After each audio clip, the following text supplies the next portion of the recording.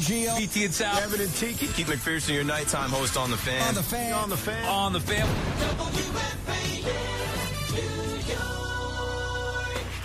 It's WFAN Daily, hosted by Pete Hoffman.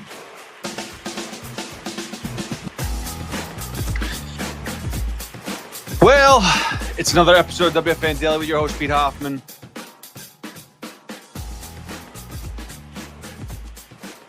I took off yesterday because it was so late and I didn't want to sit through that and come on here pissed again like I've been every freaking day.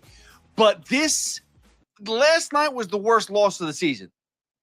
Wednesday night was the worst loss of the season. What do you define this as then for the New York Mets? This team is pathetic. This team they don't click on any cylinder whatsoever, whether it's their starting pitching, relief pitching, their hitting, their situational hitting, their star players coming up in big spots. Hey, this awesome, amazing bullpen that David Stearns went and pulled out of his ass at the trade deadline has done ugats. It's done absolutely nothing. This team is terrible right now. And every loss gets worse and worse. And especially because of the freaking Atlanta Braves. The fact that the Braves are the team that just basically beat the piss out of the Mets and we got a half a game lead over the Reds. That's what the Mets have. This team was in first place for so long in the first half of the season. They were neck and neck with the Phillies, and they are now a half game over the final wild card spot over the Reds right now. This is pathetic. Whether it's Mendoza, his strategy right now, it's not working. Whether it's boy genius David Stearns, not realizing that his team is not as good as he thinks it is. And the pieces he needed to fix, he decided, hey, we have it somewhere on our team. We will find it eventually. Well, guess what? No one's found it, and time is running out. So what the hell are you doing? Nolan McLean getting called up. I'm sorry. It's too late almost. We're at a point where this team is going to be, the New York Mets are going to be out of the playoffs in the next week. And what type of fight does this New York Mets team have? Last year, we saw a team who sucked ass for 2 months. They were the worst team in baseball for about 2 months. And what happened? They lit a fire. They got a fire lit, whether it was the OMG, whether it's Jose Iglesias, whether it was Hak Tua, whether it was Grimace, whatever the hell it was, if it was Javi Lopez throwing his glove into the freaking stands. Who cares what it was? It changed. Something got lit under that team, and they were motivated to play baseball. They were motivated to go out there and win every freaking day. Go out there and fight. Didn't make a difference how far behind they were in the game. They came back on a daily basis. Now, this team, which was, again, one of the best teams in baseball the first 2 months of the season, they've been coasting and not even coasting. They've been putrid. They've been awful. Absolutely dog shit is what they've been. And time's running out. It's August 14th as I'm recording this right now. We have 45 days left of the season. When are you going to wake up?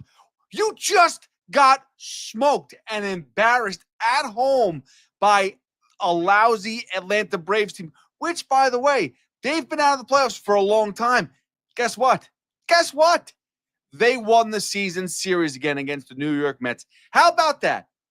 The Mets can't find a way to beat the Braves, but they can't find a way to beat anybody right now. It doesn't make any difference if the Braves, the Mariners are coming in. You think the Mets, if they couldn't beat Bryce Edler, whose ERA was somewhere in the sixes coming into today's game, you think the Mets are going to hit the Seattle Mariners, one of the best pitching staffs in the league? I'm sorry to break it to you. It ain't happening. It's not going to happen. The New York Mets right now are deep down pathetic in every which way.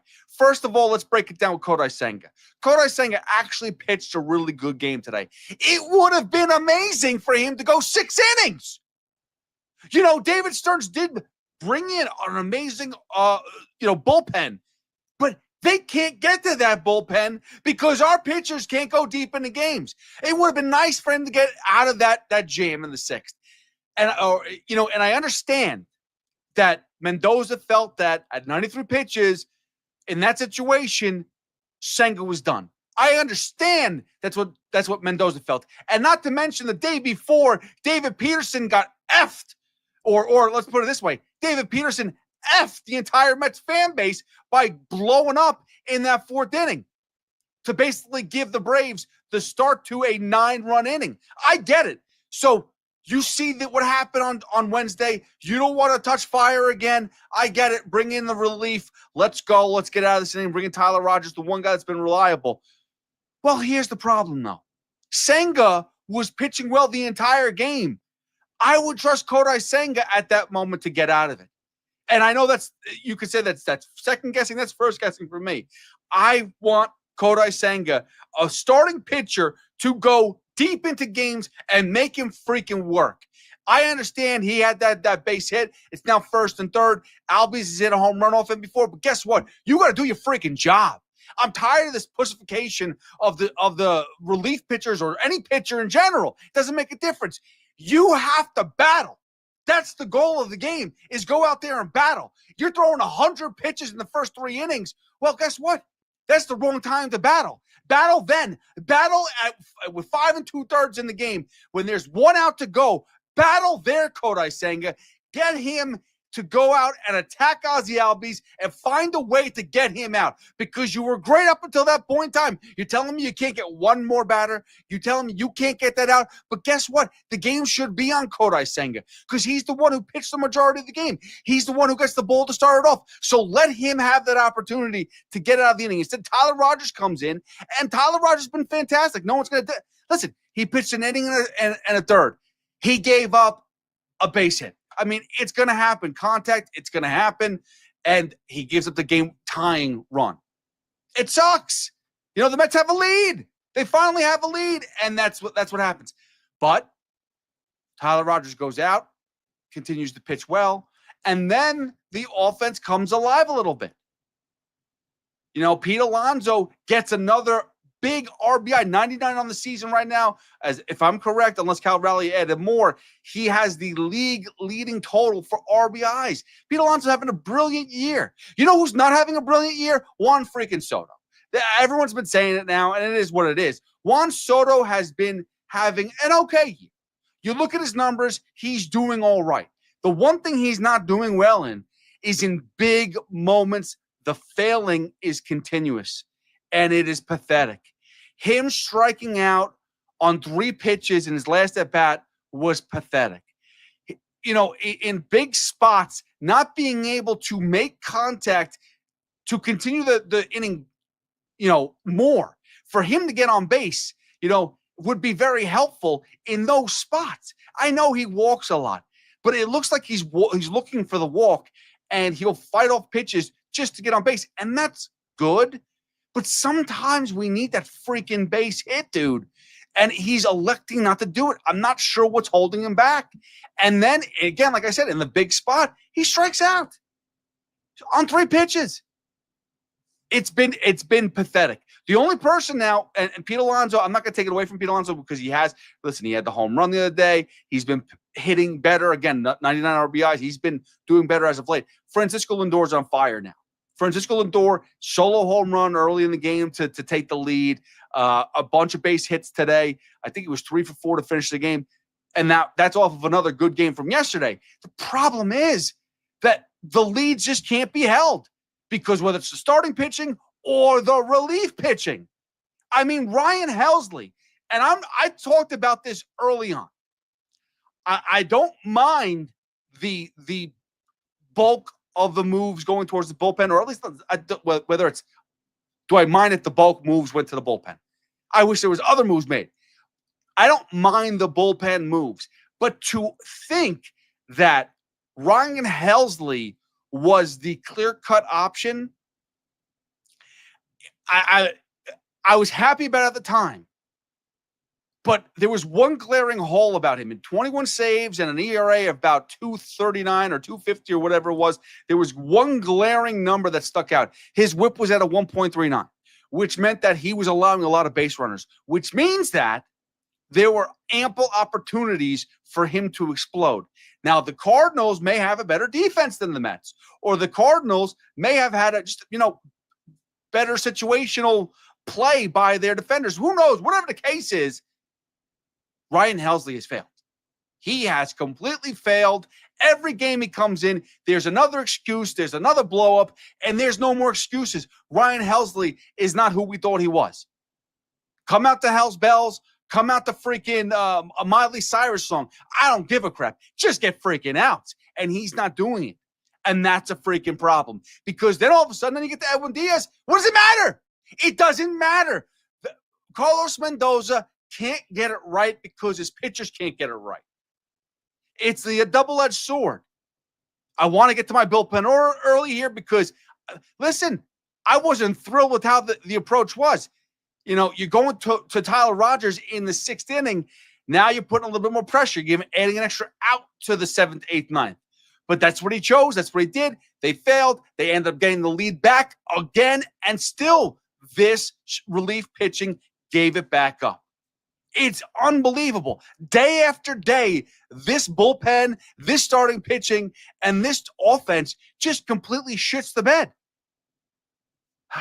Hold on a second. I got to take a break. Hold on. I mean, this has been building for 2 days.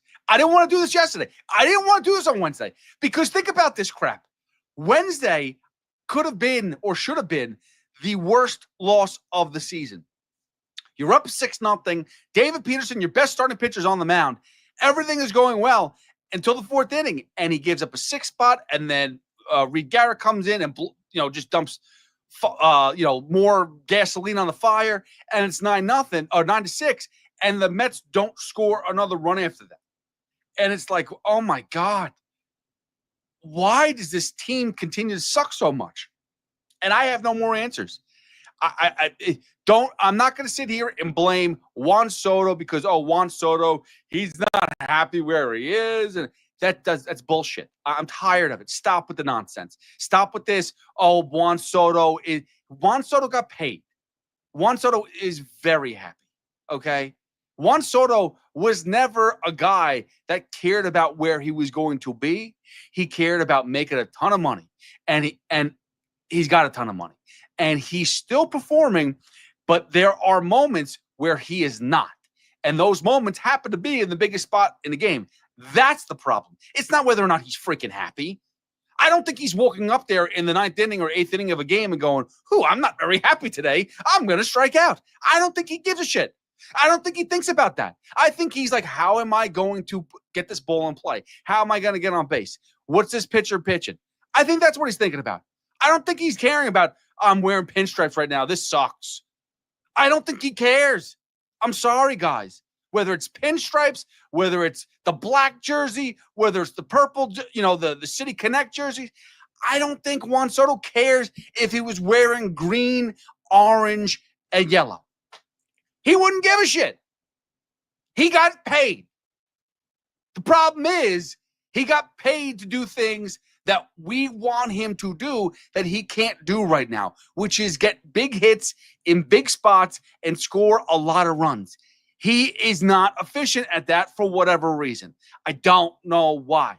Is he pressing? Is something going on? He seems good at other times in the games. He seems to be able to hit those solo home runs with no problems. He seems to be able to walk still. So I'm not really sure what it is. And it's everybody. Listen, you go through the trade deadline again if you want to. I sat there and criticized the trade deadline from the get-go. Cedric Mullins deal wasn't it. I was, semi-happy about Rodgers, semi-happy about, Helsley and Soto, and it's all backfired. How about this? Why didn't they go for a starting pitcher? And everyone goes, who should you have gone for? No, what pitcher was moved? You know what? You should have found a pitcher. at this point in time, you should have realized that the starting pitching for the New York Mets was not efficient anymore. It was done. I can't believe that Griffin Canning was the key to the New York Mets starting pitching in 2025. That Griffin Canning goes down, and that's what's wrong with the Mets, is that Griffin Canning's not around every fifth day. That's the issue. That's the problem. That's what it feels like. Griffin Canning's not around. The team sucks. The pitching sucks. Trevor Rogers. How about this one? In Baltimore, I know he's got another year of arbitration or whatever the case is with Baltimore. How about you pay an arm and a leg for the guy? Do you want to win a World Series this year? Do you want to go to the playoffs this year? What is the goal? I thought the goal for Steve Cohen and David Stearns was to get back to the playoffs every year and give the Mets the best opportunity to win. You fail with Clay Holmes. You fail with Frankie Montas. You've failed with Ryan Helsley. You failed with Cedric Mullins. I mean, where have you actually succeeded this year? Sean Manaea, you brought him back. Good. What has he done? He hasn't done much. He's starting Friday versus the Seattle Mariners. Do you think he can get past the fourth inning? And the Seattle Mariners, guess what? They're not just a team that pitches anymore. They actually have offensive threats. Between Eugenio Suarez, Josh Naylor, I know Suarez hasn't been as good with Seattle, but they're not going to be an easy team. So you're going to have to pitch well and efficient, and guess what? You're going to have to hit the ball because they're going to do so. I don't trust it. As I'm recording this August 14th, this team looks as done as they've ever done, as they've ever looked. And there's still 45 days left or whatever it is, 46 games, whatever the total is. They got 40-plus games left for the season. Tell me where they're turning it around. Tell me who's getting called up that's changing the outcome of this team. I'm glad that the Mets made a decision on Brett Beatty, and he's finally the third baseman. I'm glad they made that decision. They should have made that decision a long time ago, and they should have traded Mauricio, and they should have traded Vientos for somebody else that was going to be an impact piece on this freaking team. I don't really care anymore what you choose to do. Again, I'm not a Brett Beatty fan, but make a decision. That term, shit or get off the pot? Got to get off the pot now, dude. You got to figure something out, and it's too late. If the Mets don't make the playoffs this season, this will be the biggest collapse ever. I'm talking about 07 and 08, okay? And you all know how that feels. 07 and 08 was terrible. This is worse. This is a better team. This is a team that we're supposed to be built on and did more to move forward, to get us back with mediocre baseball. Think about this. Baseball sucks right now. Baseball's not very good, right? You go up and down the leagues. Why do you think the Yankees, by the way, no jab at the Yankee fans, but why do you think the Yankees are still in a pennant race or in a divisional race? Because baseball isn't very good. Teams don't play baseball well. The problem is that the Mets currently are in that mediocre. Teams don't play baseball well. That's a problem.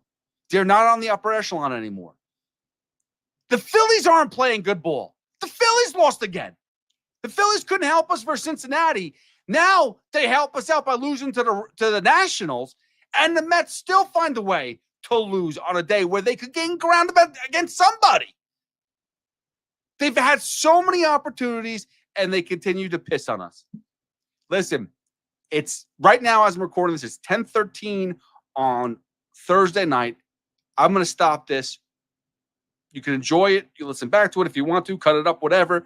There will be a Rico Brogna coming out very soon with Evan Roberts once he gets home, and then we will do more of this. But I got to take a break because I need a little more sip of water. This team sucks. They are not going far in the playoffs if they make the playoffs. End of story. There is not this magical run to them. There's nothing that I could see. Thank you for listening to another episode of, and that, by the way, is the Mets. If you didn't know, I was talking about the Mets this whole entire time, if you missed it. Thank you for listening to another episode of WFAN Daily. I'll be back with Brandon Tierney tomorrow as Sal Licata is off, but 10 a.m. to 2 p.m. You can listen to me there. You can listen to any of the other shows on Odyssey app, whether it's Boomer and Gio, again, BT and Sal, Evan and Tiki, Chris McMonagle, Keith McPherson. Also, YouTube Live. It's happening right now. I'm here right now, but you know who else is here right now too? If you go to the other stream, Keith McPherson. He's live right now doing the show. So there's a lot of good stuff happening. You could catch us on YouTube Live. You can catch us wherever you subscribe to your podcast. Follow me at Hoff WFAN for more. And again, like I said, on the lookout for Rico Bronya, because that's going to pop up episode 531. And I'm sure Evan Roberts, after a third day at Citi Field with back-to-back days of bad losses, he's going to be in a great mood. I could just imagine that. All right, thank you for listening to another episode of WFAN Daily. I'll see you guys later. Peace.